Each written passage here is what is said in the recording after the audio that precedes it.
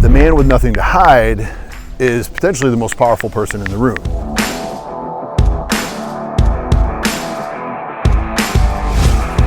A lot of people hide whether they're hiding their success, hiding something wrong that they're doing, they're hiding something else from the public, and it really creates a disconnect.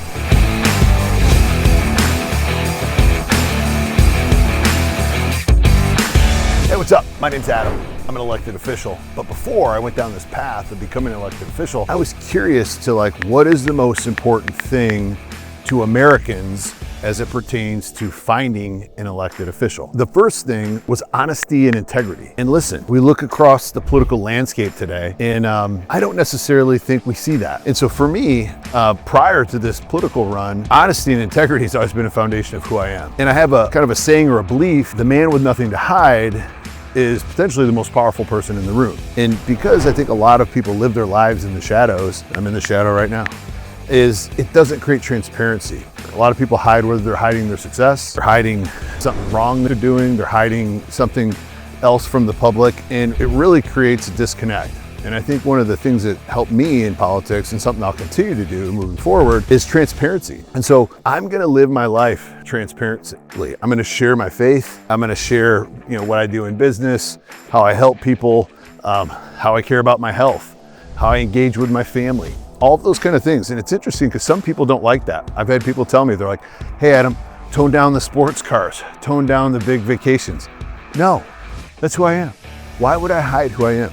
Why would I play small in this game of life that I'm working on, I've been blessed with? It doesn't make a ton of sense. And so I'm sharing that with you because I think as Americans wanting honesty and integrity with their elected officials, there shouldn't be a caveat. It shouldn't be like, well, too much honesty or too much transparency is too much. Because I think what it does is then, as society, we're conditioning ourselves to become liars about what we want to see. To try to hold these public officials accountable for that doesn't make a ton of sense. And so, number one thing that people wanted was honesty and integrity.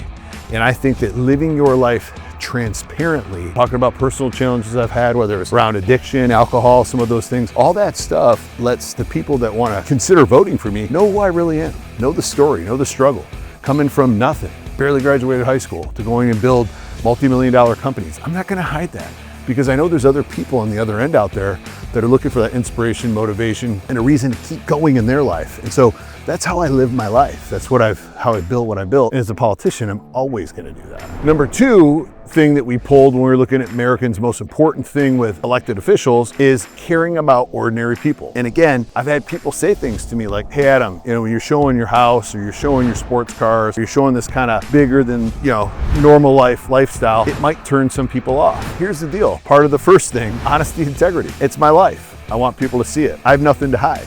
The other thing is, I barely graduated high school. I've worked since I was 14 years old. I didn't have a backup plan. I didn't have parents that had money. No one ever paid for a car, a cell phone bill, a pager bill, for those of you guys that remember that. I had to rely on myself to produce.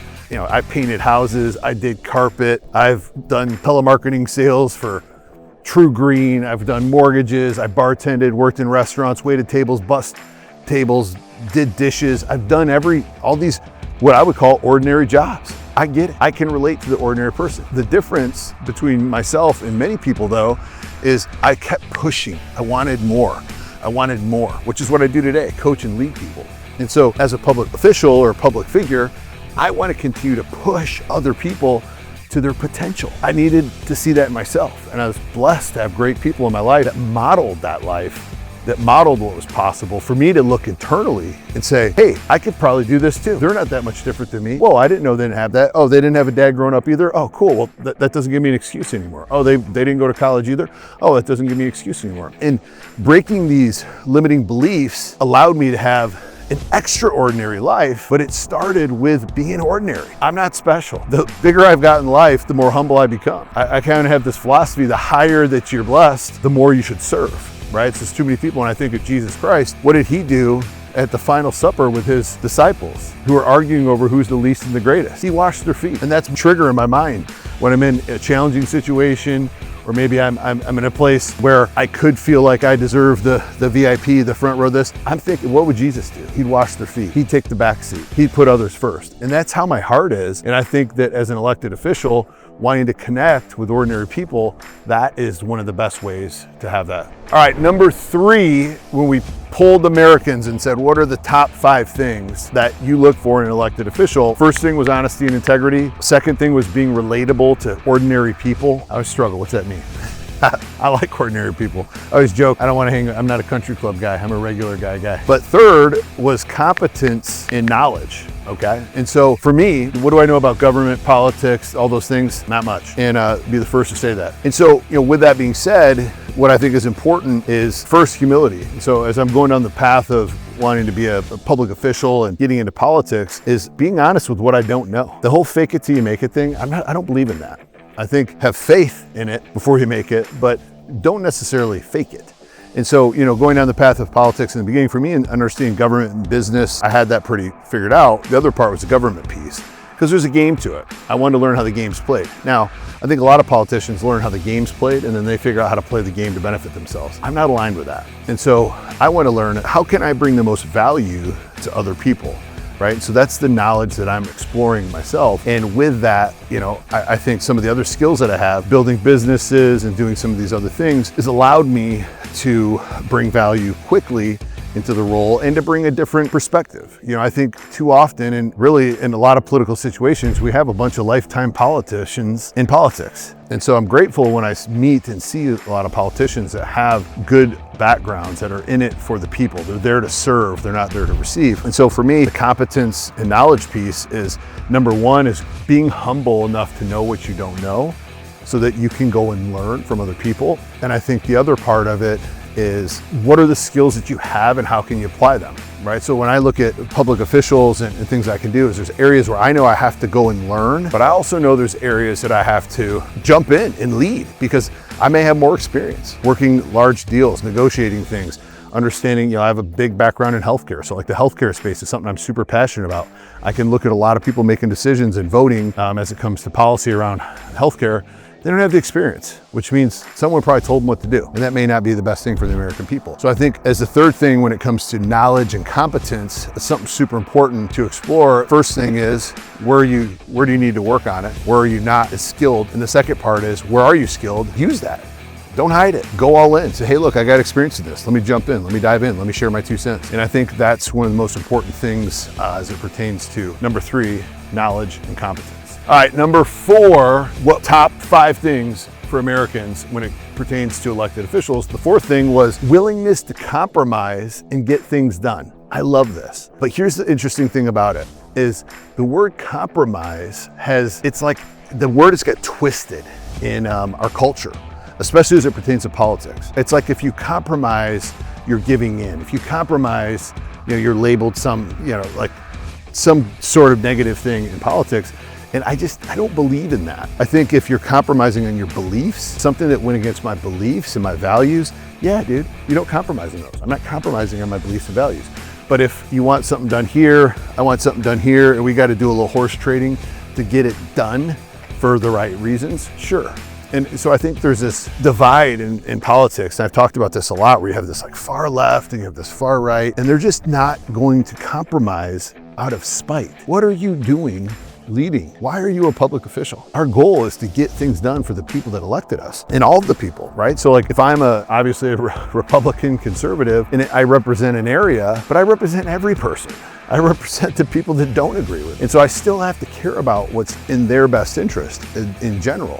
And so I think the unwillingness that we have today in politics to come together to solve problems it's childish, it's foolish. And those people would never be successful running a business. You show me anybody who's far right or far left, unwilling to compromise, usually do not have a background in building anything successful. These are the career politicians that have built their name and stayed in office because they're hardcore one way or the other, and that's foolish. I think that is probably one of the biggest problems I have with politics today, and it scored number 4 for the American people. All right, number 5, the final thing that Americans believe is one of the most important traits of an elected official is respect and accountability, okay? And I love that, because I think our elected officials should be held accountable. Many people think because you're an elected official, you should walk like this robot and be perfect and never say anything that might, ruffle feathers or anything like that.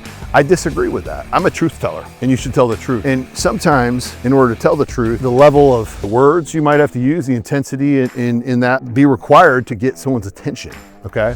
I think being mean and ugly and cussing somebody out, that's not cool. I'll tell you something that's really interesting. Most people don't spend time in their career or in their lives behind closed doors, in boardrooms, in big business. And the reality is those people let it out. The public side of what they might see all the time is the kind of happy clappy chairman, board members being all nice. But the reality is I've been inside most of those rooms, all of them, 100%. If a company is moving and growing quickly, there's some activity in there. It may not always look good to the public eye because most people might have an idea of what it should look like or how things should be.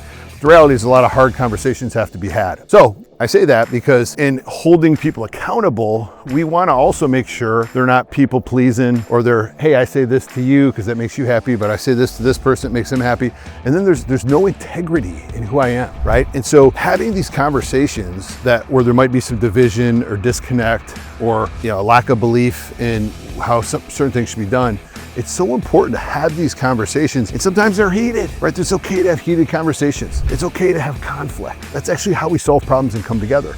And so I think a lot of times in politics today, either A, people don't have the skill to have these conversations and they're jerks. The second part is they avoid these conversations because they're so scared of judgment. And at the end of the day, I want to know that my public officials are having uncomfortable conversations. I want to hold them accountable to what they said they're going to do, to what they said they believed in. So those are the 5 key traits that Americans said that they want in public officials. And I hope Americans think through that before they vote for somebody. Look at them, look at their life. Is it some fake highlight reel? Can you trust them? What's their background? Do they have the experience? Do they have the knowledge? Do they show examples of transparency, authenticity? Are they real? Or are they just a talking head? And so for me, I didn't get into politics. I didn't even pay attention to it because I felt like everyone was a liar. I've been trained in human psychology and communication as a coach and a leader to tell when people are not fully opening up and being truthful. And I struggle to connect with those people. But here's the deal, I also struggle to trust those people. And so I think one of the most important things for me when it comes to elected officials is authenticity and consistency. I want to look at somebody, whether I'm aligned with their life or not. And I want to say, yep, that's who they are. That's who they say they are. That's who they've been. They have the stackable evidence to back that up. And whether I agree with it or not, I respect that. Versus the person that hides. Or they're one-sided over here, the other sided over here trying to people please. I don't respect that. And so that's some of my opinion as it pertains to elected officials. I hope you enjoyed this video. Hope you learned something. Have a blessed day.